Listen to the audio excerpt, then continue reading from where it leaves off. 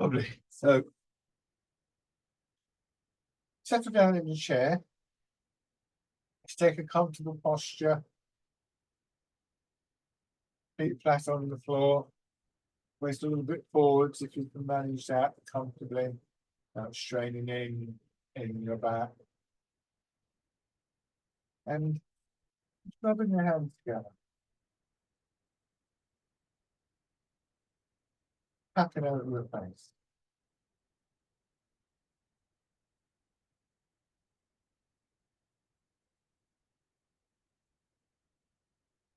Over your head and neck.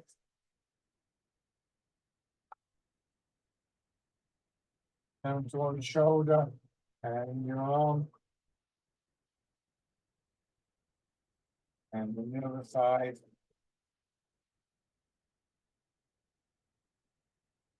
Part of your chest. And your belly. And your legs.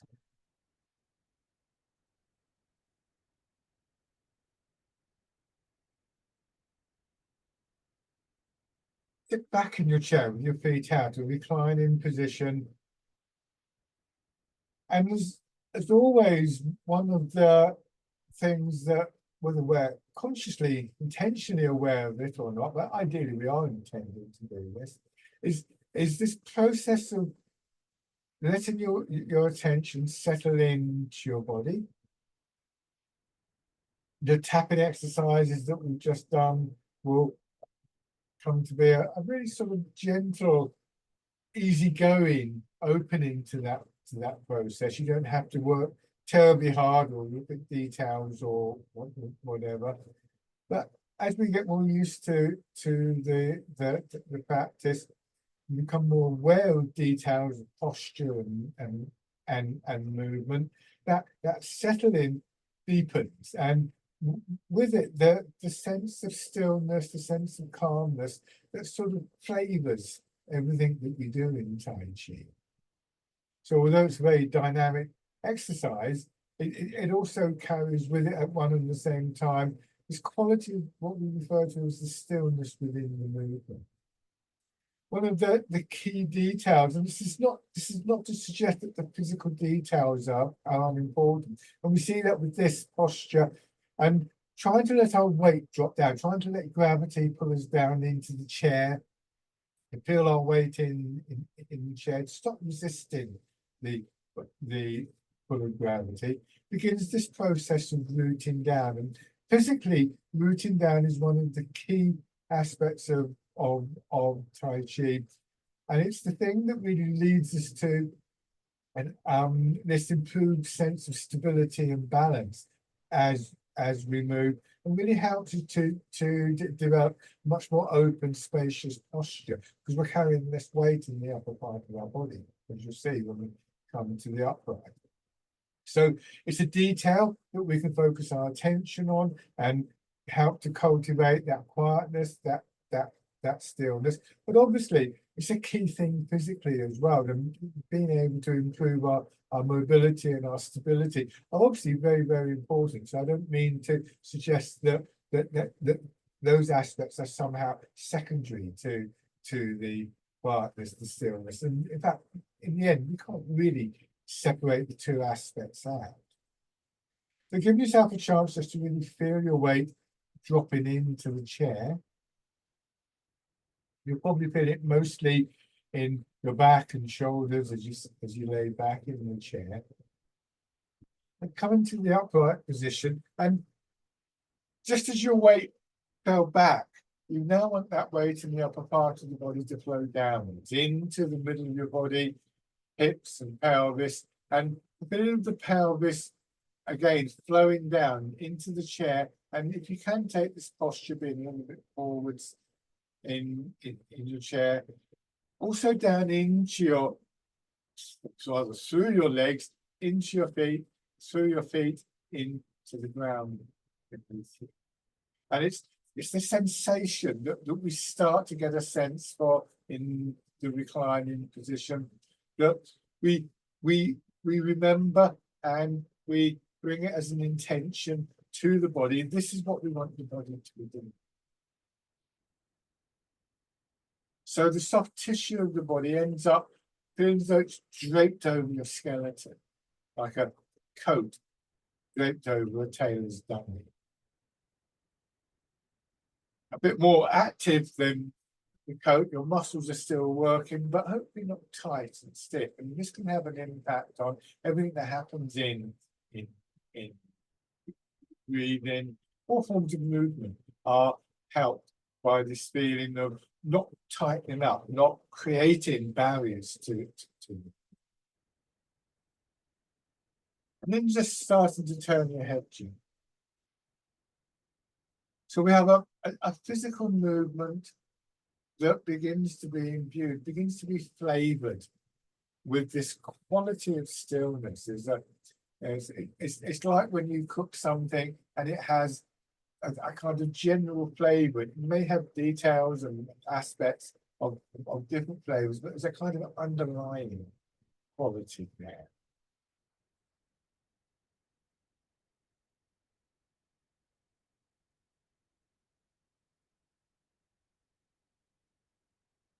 Hands in front of your shoulders.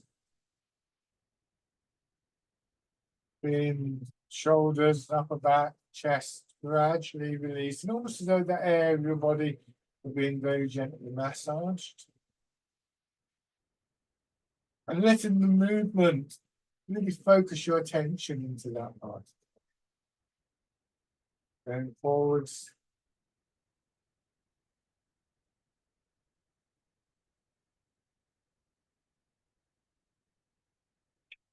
Your hands drop down, elbows slightly out, and rotating your arms. And in fact, although it's more subtle, this movement can give you a very similar feeling to the previous exercise in shoulders, chest, and upper back. You can actually begin to notice it. We get better at noticing finer and finer details with the practice. And then finding them there.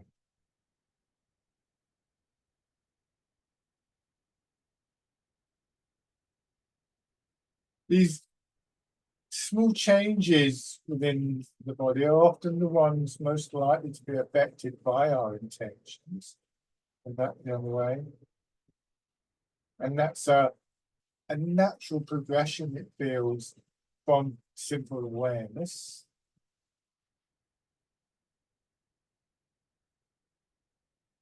That's right.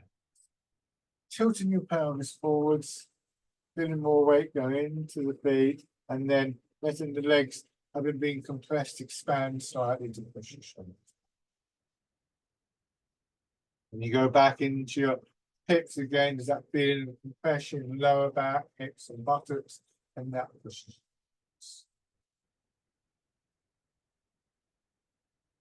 Different times we may choose to bring the central part of our attention and a very conscious, deliberate intention to certain aspects of the movement, depending on circumstances.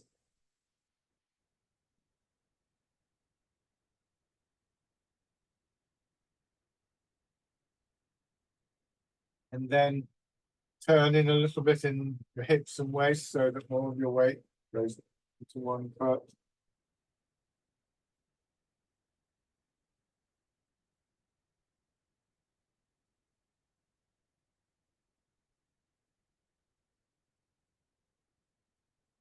In the other direction.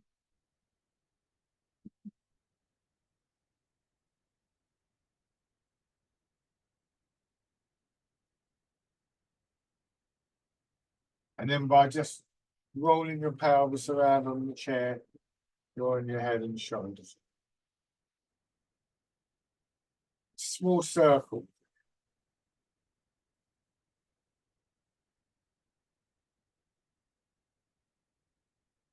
Back the other way. Notice that you'll probably have a tendency for your thoughts, your attention to drift away. Maybe feel a bit sleepy. It's quite common, especially in the chair-based exercises. This is all quite natural. When you realise that's happened, the process is very simple. Just bring your attention back. Come back to the middle, lift up one foot, push out, put your heel down, lower the ball of your foot, and press in gently, plant, pull back.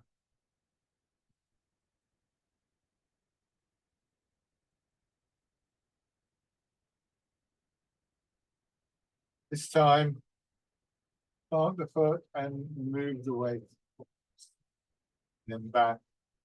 So we let the legs fill up. There's a very definite order of movement here. And it requires us to really put front and center, as it were, the movement of our foot, the step, the planting of the foot, before we actually move the weight. Change over. First of all, an empty step. And this helps to rebalance our attention, because much of our attention rests in the upper part of the body most of the time. By really paying attention to this process, this time, step, heel, ball of the foot, plant, move the weight. We're encouraging ourselves just to bring an awareness of what's happening in the lower part of the body, very specifically our feet, of course, to the forward back. Swapping from side to side. And again, this is a useful thing because it leads to a better quality of movement overall in the body. The awareness of the importance of the feet. This is something, it sounds daft to say so perhaps, but we do tend to ignore our feet. Actually builds up this picture of our whole body moving.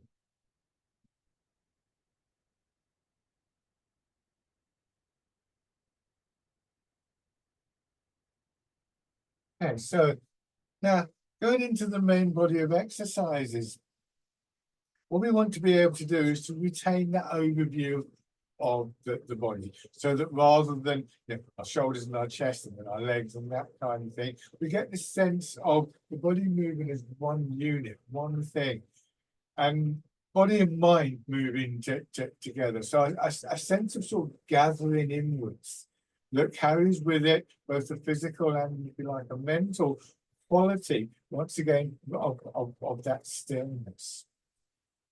So hands down to your sides.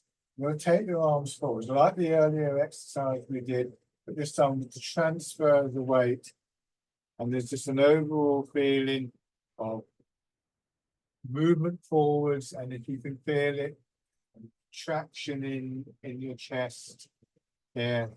And then as you come back, the whole of the upper body opens. The bird folds its wings.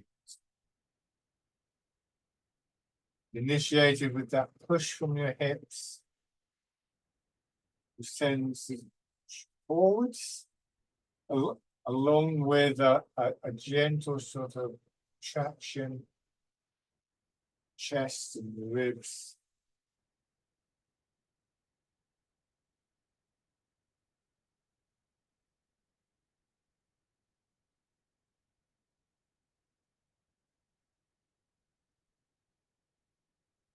Changing this time to fisherman cast a net.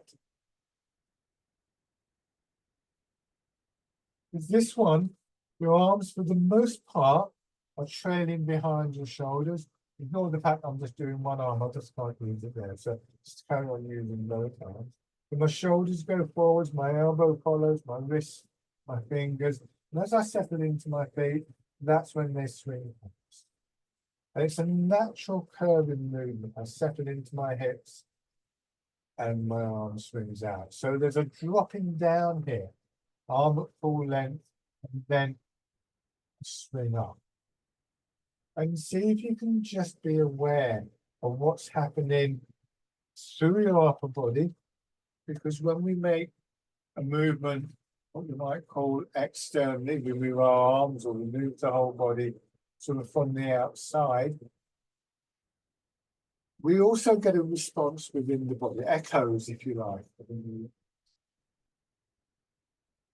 So if you're able to bring that close focus of attention to what's happening in your upper body as you do this, to see if you can notice the patterns of expansion and contraction. And this process of observation, which leads to intentionality, is very much dependent on that quality of stillness that the close focusing of our awareness. That's the still point from which you can look at.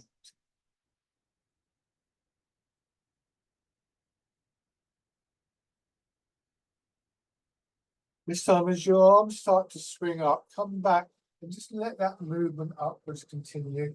So rolling the ball in to the chest, and down. So again, it starts off very similar to casting the net. As the hand comes up, rather than going back, we're just maintaining that angle there. Maybe just a little bit more of an expansion where you feel it in the upper body. It can begin to feel as though there's a wave up underneath your arm, gently lifting. These are all images, ideas that help to change our perspective on the movement. And that leads to a change in how we're making it. It's not that we're not using the muscles, but it's how we're using them. Less of a stiffening and tightening feeling in, say, our shoulders. Much more, again, this sense of the movement being driven with this combination of what we think of as the body, what we think of as the mind, and the movement itself, the flow, the energy, however we care to think of that.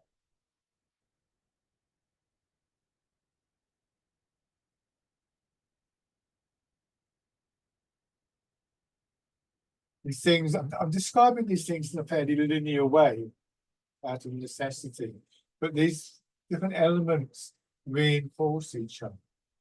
That awareness of the flow is, again, something that can help to take our ability to observe, our ability to be aware of what's happening deep within the body that much further. So we start off with that quality of stillness, but the quality of stillness is cultivated through the awareness of the movements. So on. So.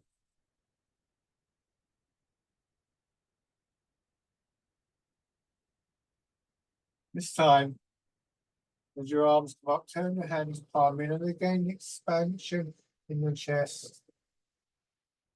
And then going forwards, closing the chest, feeling the expansion across your shoulders.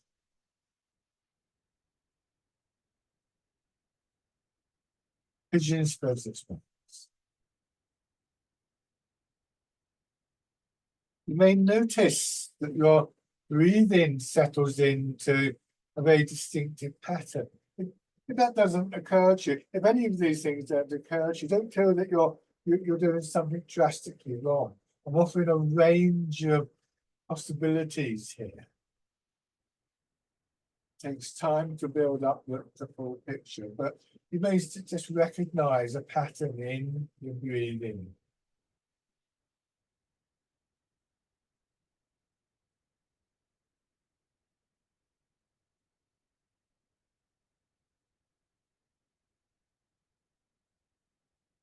When you come back, your arms come up, but no higher than the shoulders, and they come back, but not behind the shoulders.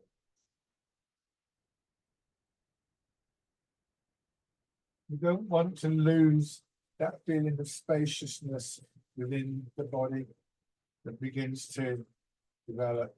We don't want to sacrifice that just for the sake of a bit of extra movement in our arms. This time, pushing away and staying in front of your hips, going forwards, and again, a natural curve up. As you get more used to this, notice as I go back, my elbows go back a little bit and then out. Now, this isn't that dissimilar in that sense to the previous exercise. Pigeon spreads its wings. So again, although it's much more subtle, I think, with this one, there's an opening in the chest, which then contracts. All these things become part of the movement. And as we notice something and bring a fuller attention to it, it amplifies our awareness, and we can follow that up with an increased intentionality when we find something that is useful. Not everything that you notice is going to be that useful. But with this one, it's quite a strong feeling movement. And it's not just the arms. Your weight is moving. And you've also got that contraction in the chest, the big muscles of the chest. Almost like in the slightly odd image, I suppose, almost like you're sort of squeezing a big tube of toothpaste, pushing the toothpaste out through the opening. That's not the most poetic of images, but very accurate.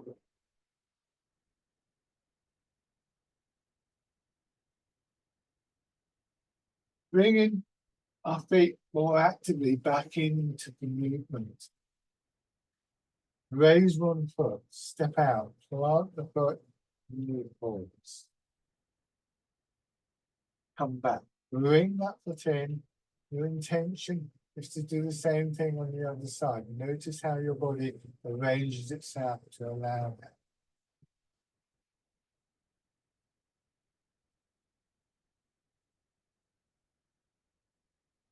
Remember the saying in Chinese medicine that your energy follows your thought.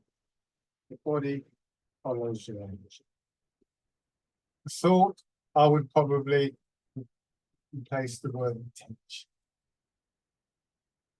And rather than seeing it in a linear way, the way just described, as again a good starting point, just notice how these three aspects of ourselves, body, mind, and energy, support each other, work together, so that in the end, they don't actually exist as a separate thing.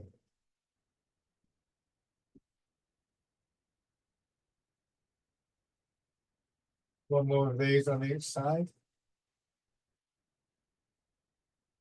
So we can begin to direct the movement, the energy, into certain places, certain ways, certain patterns. Now, rest in your hands. Punch with both fists. This time your hands don't rise up, so the angle of your elbow flattens out. As you go forward, your arms gently rotating. Once again, when you make that rotation, can you notice subtle changes? Chest and upper back. I'm told the old writers in Tai Chi that when one part of your body is in motion, the whole body is in motion. This furthers the sense of a united flowing energy. And it also means that any one movement is less of a strain on any one part of the body because the effort, the load is spread more evenly through the body. I mean, it's true, of course, your back's probably working harder than the fingers at the moment. So there is still a hierarchy. But it's not just the big muscles of your back, it's tendon, ligament, fascia, so on.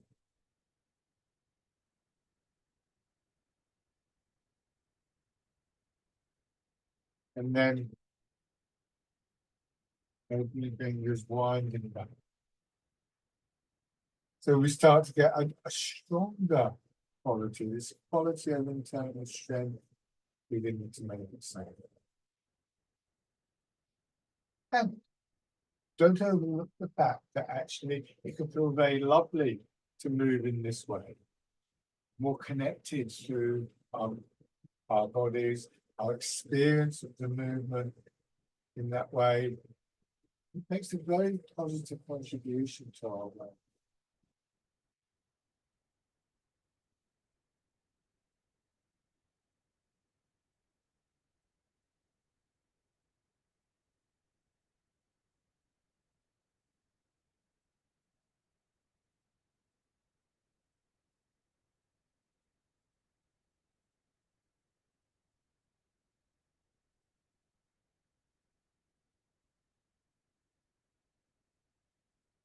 This time, when the hands come back, turn them palm down, turn just a little bit, angle forwards. Again, taking your torso around in a circle. This time, letting it draw your arms around. Turn, your forward, your back lengthens, your arms and the fingers extend out.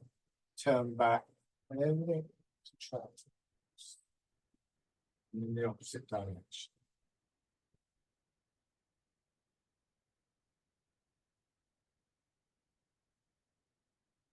Feel the weight transfer from one hip to another, from the hip to the foot, across to the other foot, back into the hip. Each one of those is a point of contact through which we're able to move from. Looks like here, pressure in, say, the right hip or left hip. Then in the foot in front of that, there's an expansion from that, which you guide across the other foot. That one then expands and push back and so on and so on. So that connection with the ground and the sense of sinking in, feeling the expansion outwards. It's one of the major driving forces, one of the major sources of energy.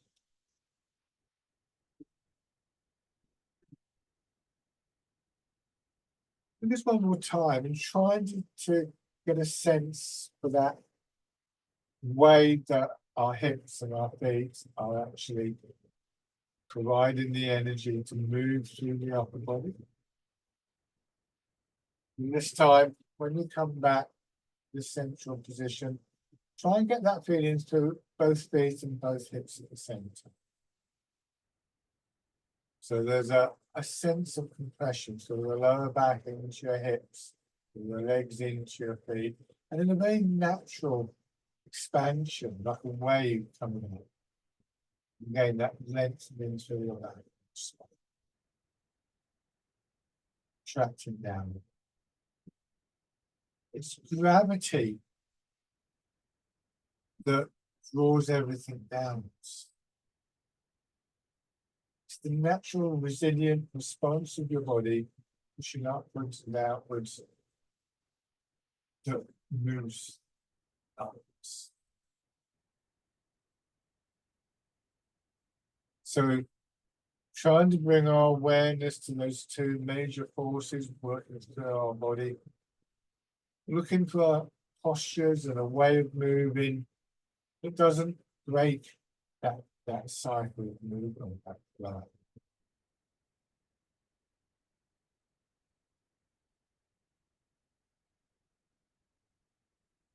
One more time.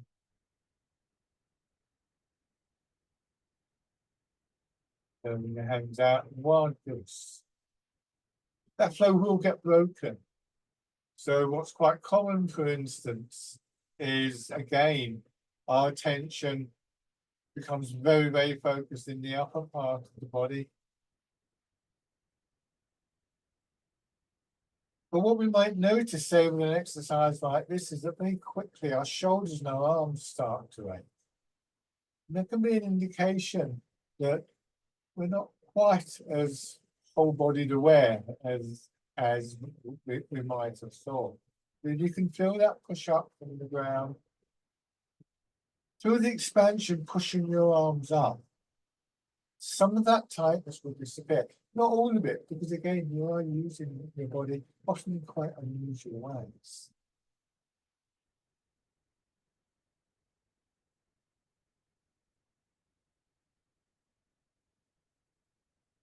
Wild goose.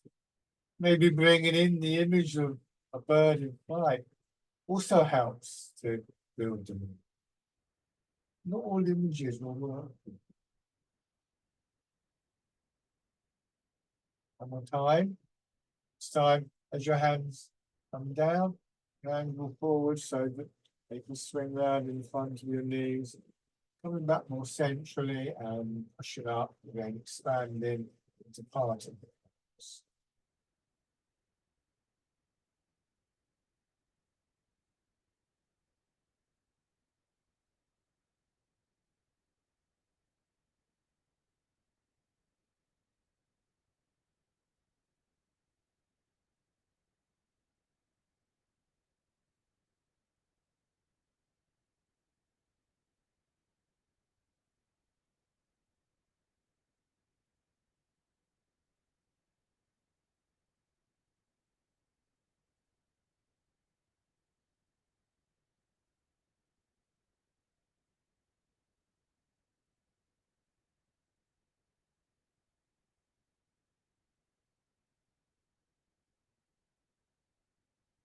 And then your hands drop down.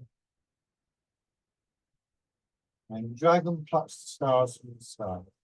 Focusing on the expansion and the contraction on one side of your body.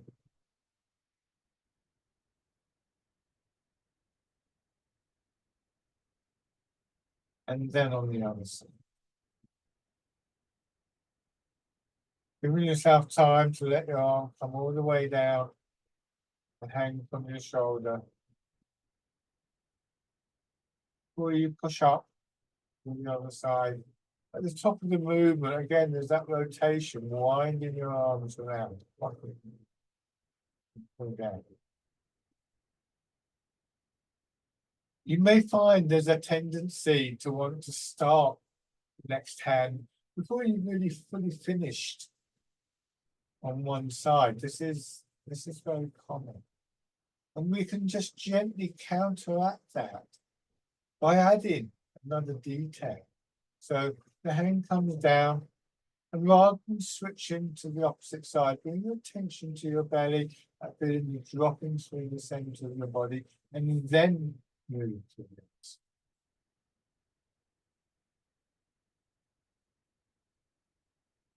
So rather than trying to push away that part of ourselves that thinks, we're not trying to stop thinking. It'd be a futile task, even if it were desirable, which I don't think it is. What we can do is we can make use of it with effect by noticing, for instance, the way that I've just described. Your arm finishes, you're aware the sensations in the center of your body, and then you switch to the opposite side.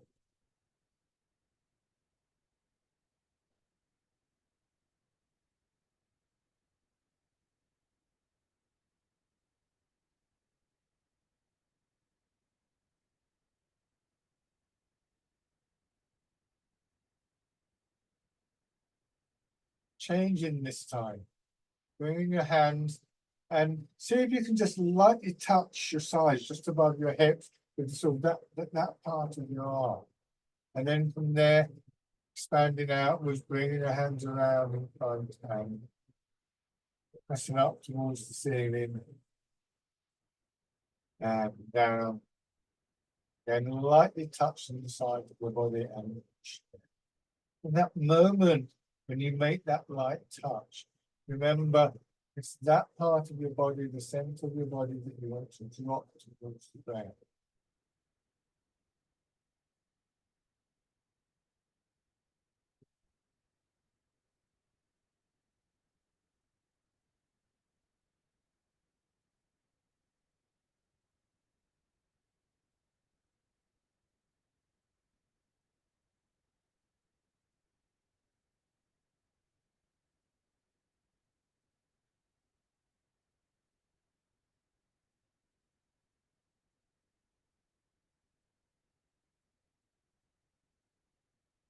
This time when you push out, extend one foot, plant just the heel, keep the knees slightly bent, turn your hands palm up, ease forward, swoop in the sea, and then you push from the other foot, hips dropping back, Feeling how draws your head and shoulders up, pulls your arms on.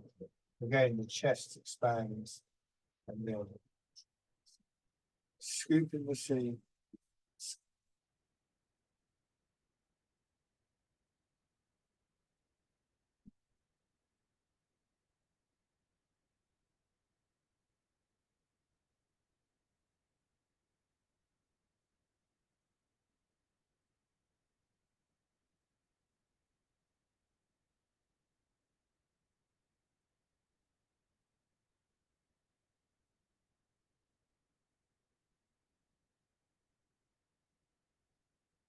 This time, again, a loose fist and back and ease forwards, some drawing your arms over the top, no higher than your own ears. It's called grasping the tiger's ears.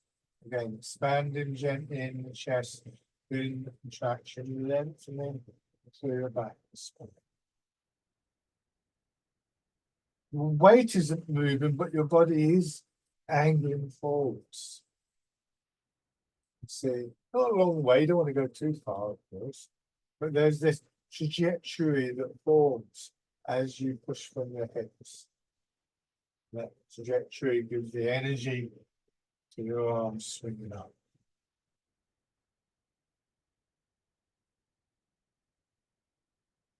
Change sides, so the same two movements on the other side, scooping the sea and looking at the sky. So the movement in your hips, movement of your weight, because some people will be going down into this foot that's flat on the floor. That's a lot of your weight from going down there. So you push back. Once again, not just your arms, not just your back. One part of your body is in motion, your whole body is in motion.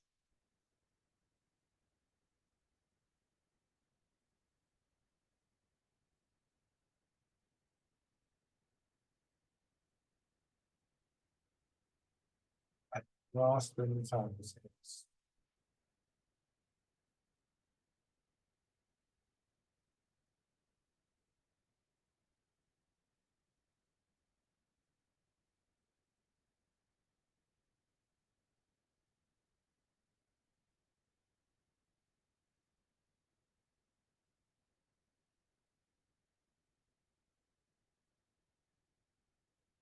one more time.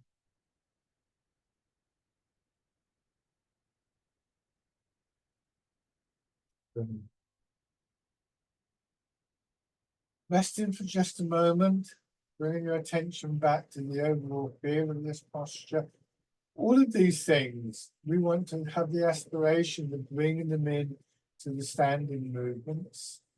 And as with the seated movements, that's going to happen with a combination of body, mind, and energy.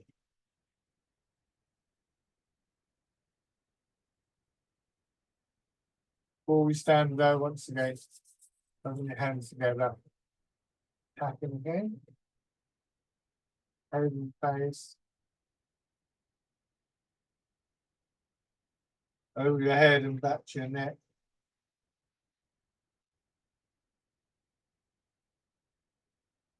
One shoulder, your arm. Just sort of livening up the energy in your body. The other side.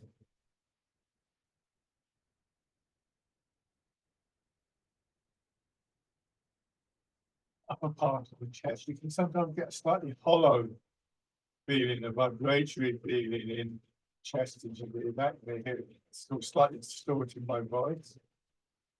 And belly. And your legs, just aware of the vibration of the muscles. Strike them.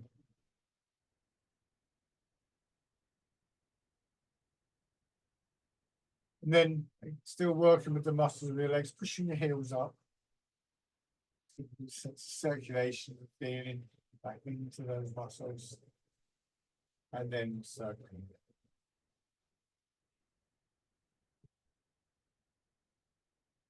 That way.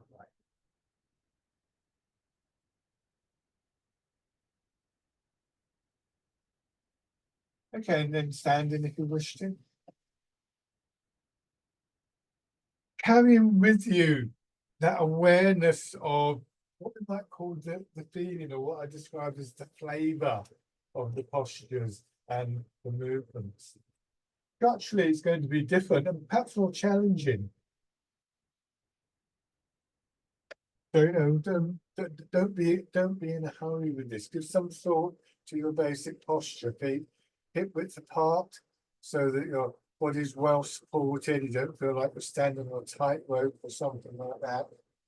Your waist a little bit forwards, and remind yourself of that feeling of your hips sinking into the chair, and just see if you can let your hips sink back just a little bit. And that same feeling of settling. So your hips were sinking down towards your ankles. And then going a little bit further, and feel how your legs get to a point where they just naturally expand, pushing you up again. And then gravity pulls you down. So we can feel perhaps more clearly than in the chair. This very fundamental dynamic, yielding to the pull of gravity, enables gravity works really through our body without that sense of resistance. And then we feel the counter movement rising up, expanding through the body, and bringing your hands around as though you're fading the ball. Let that expansion through the body. Again, pushing your elbows out, drawing your fingers up, and then as though you're pressing the ball down. So rooting down, and then turn your hands out, and expansion pushes your arms away. Wild goose. And then your hands drop down, feeling the weight of your arms hang.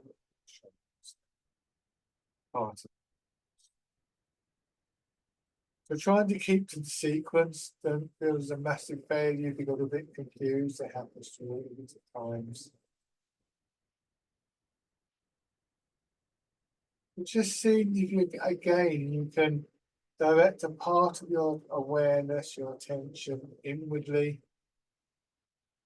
Noticing again those inner patterns, those resonances, patterns of expansion and contraction, however you experience them within your body. Many will be the same from one movement to another, but others will be very linked to it, to a particular movement. And as you become more familiar with this, it's interesting just again to observe where and how the change takes place. Is it in the mechanics of the movement? Is it in that energetic flow, those patterns of expansion, contraction? Or is it in your mind in one way or another, particularly in your intentions? Maybe a change of image or something like that. Or is it somehow something that comes out of all three of those?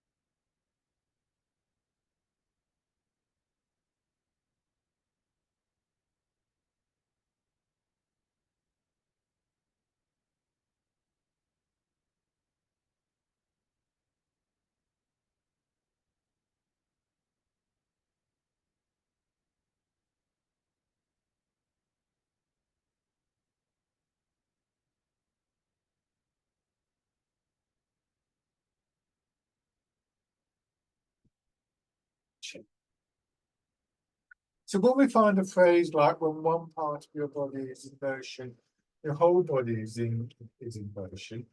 Try to take these ideas too kind of literally. They're tools for helping us to understand. You could almost expand that, couldn't you? You could expand it into when one part of you is in motion, the whole of you is in motion. In other words, body, mind, and energy together. And then even that becomes awkward because there's a part of you that is also still. So don't get stuck in a view that is, oh, this is how it is. Each time we come across some kind of insight in these practices, whether it be to do with the body physically or energetically or whatever. It's like you're on a walk, and every time you get to a crossroads or the top of a hill, or you come out, you find a gap in the hedge, your view of what's happening changes and it expands. So this is an ongoing process, I think. The fact that we engage our mind with the whole of this can give it a very vibrant, lively feeling. Now, from this position, turn onto that, step forward with the other foot, maintaining the width of your step, and beginning to transfer your weight. So we develop a very, as I said, vibrant, clear awareness that isn't separate from the movement. This could be seen as an application of that, because the weight transfer that you're making as you move your weight from one foot to another is an essential part of movement. When you walk down the road to the shops, when you walk from one room to another to put the kettle on, you're transferring your weight. And the more accurate you can be with that, the better that works, the better your mobility, the better your stability. So some of these ideas that I've been presenting can sound a little bit esoteric, but there's always a practical side to this art.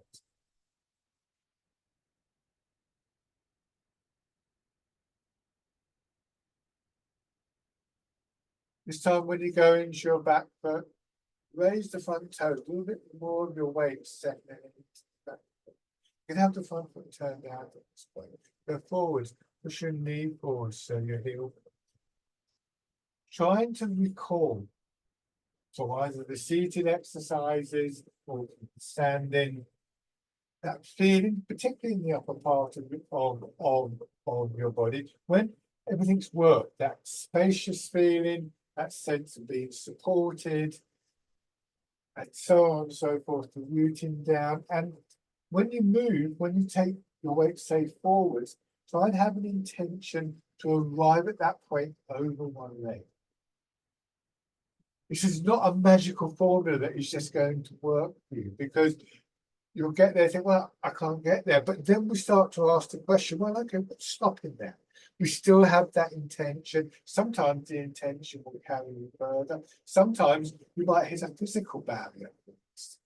Maybe a knee is stiff, or maybe you're leaning, or you've lost the posture. And again, this is something that we bring into the movement very specifically at this point. Then you can step in.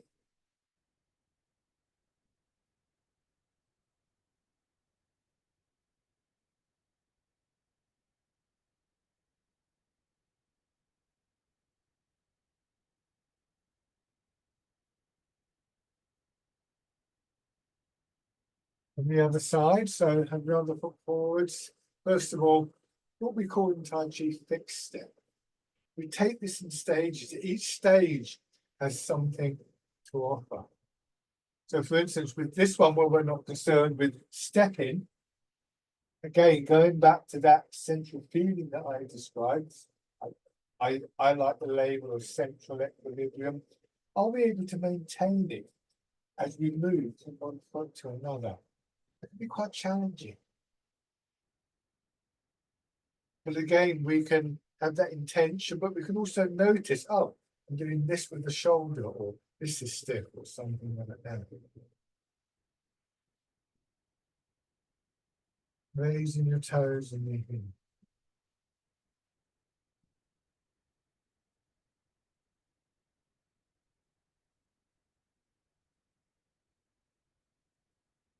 Stepping in.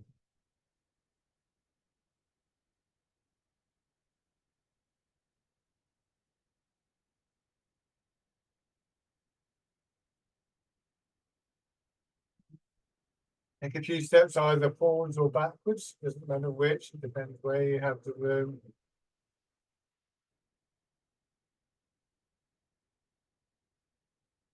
Planting the foot, remember. So you're walking on thin ice. You need to just gently test the ice before you commit your weight. Change direction.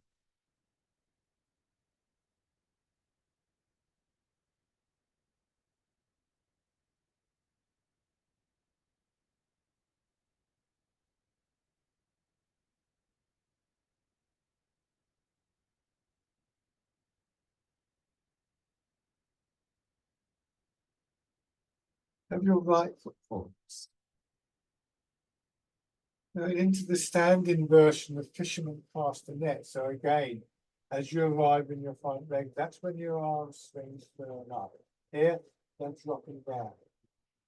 And then they swing up. So again, we have that pattern of traction in the upper body and expansion as we settle into the foot. We move, contracting through the upper body, expanding.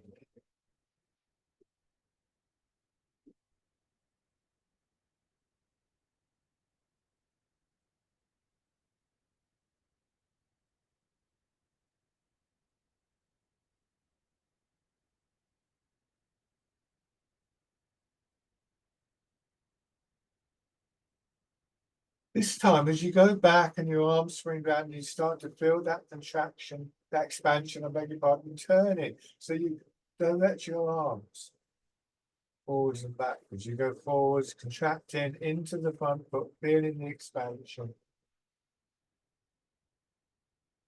Swinging your arms in. Wind blows the wings.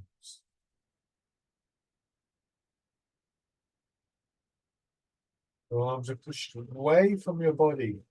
Swing up quite naturally, not having to strain in your shoulders.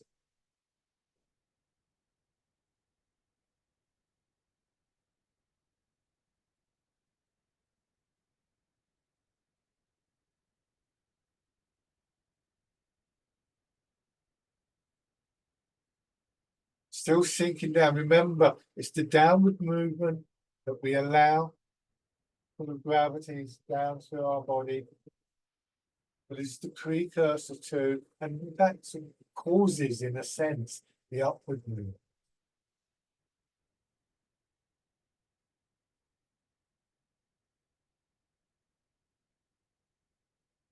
Shake hands. The last point, the upward energy, the Chinese term is pang, and it's sometimes described as the feeling you get if you get a block of wood or a ball, you push it down into water, you feel the water pushing the ball up. But it's not going to happen if you don't push the ball down. So when we do wind blows the willows, or indeed any of these movements, you don't get to here and then go like that. It's not an active push up, it's more the sinking down that allows that internal move down. That keeps us in good posture. Maybe we're left foot forwards. If we come up, we're less likely to be stable. Starting with fisherman cast the net. So once again, we have what can sound like a fairly esoteric idea that actually has a very practical impact. Because if we want our arms to go up, if we want a feeling of movement upwards and outwards, we need the root. We need to let our center of gravity center. Because if we're actually reaching out, as we are a little bit here, we're less likely to lose that stability. Less likely to strain them.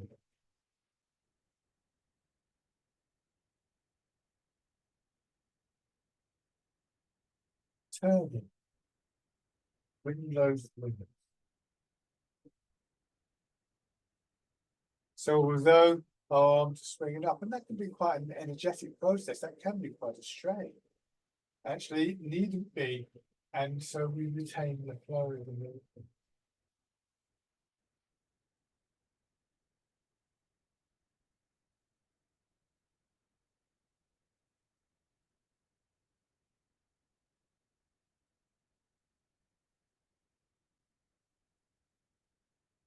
And just to see how we're doing that, we're going to do this with step. And again, you can either go forwards or backwards. I'll have to go forwards, otherwise I'll bump into the wall. So I go forwards. As I turn, I push my back knee through. not bringing the potato. This is dragonfly skims the water. Planting the foot forwards or backwards, turning, bringing the empty foot in, hips dropping back. And if you're comfortable with this, you can add to this, raising the knee, rotating the hip. But it's the softness in your hips, in particular, that you need to try and cultivate to help you feel the stability. Because not comfortable for you, just keep your toes down on the floor. But remember, you're still wanting to let your hips drop. I'm changing direction here before I bump into the camera.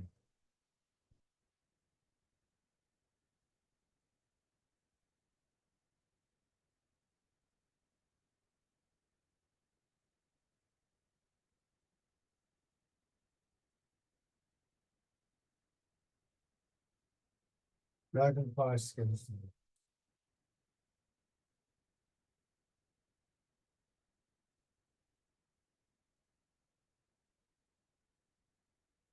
And then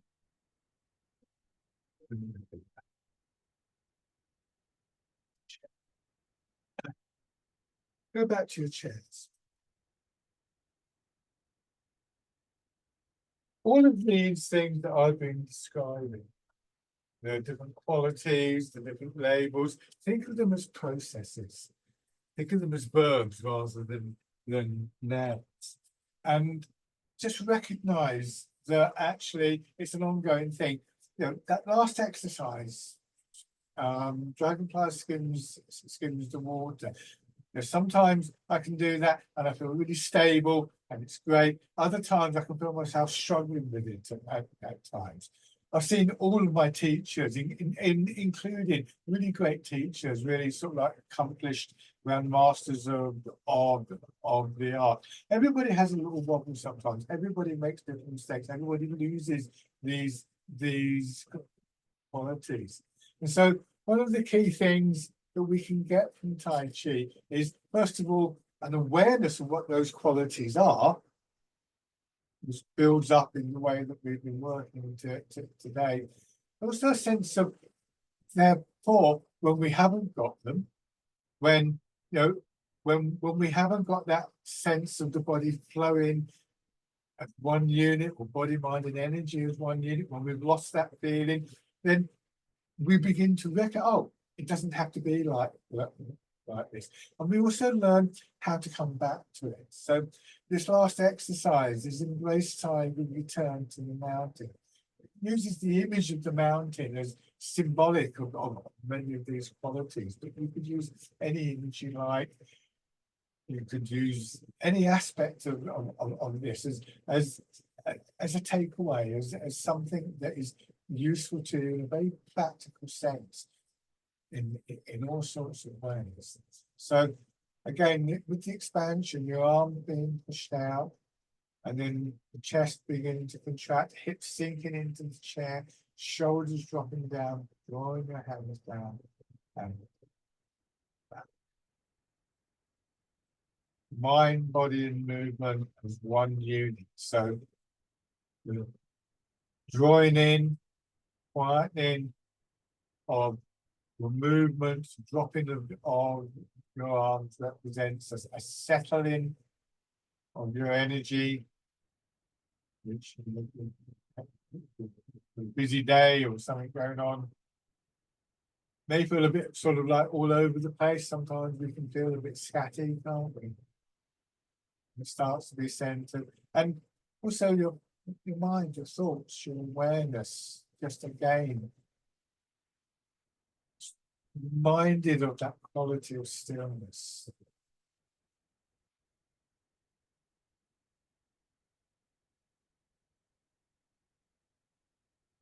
One more time.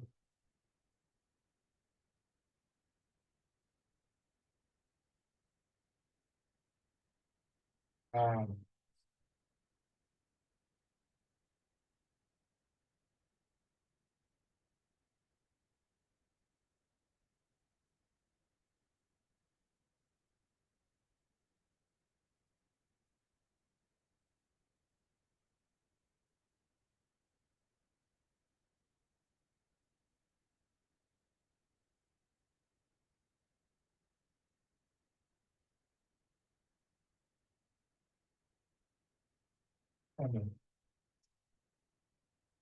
Thank you very much, everybody, as ever. Thank you for your time and attention. And as always, if you do have any questions, then please do get in touch with me, and I'll try and answer them. But enjoy the rest of your day. Bye for now.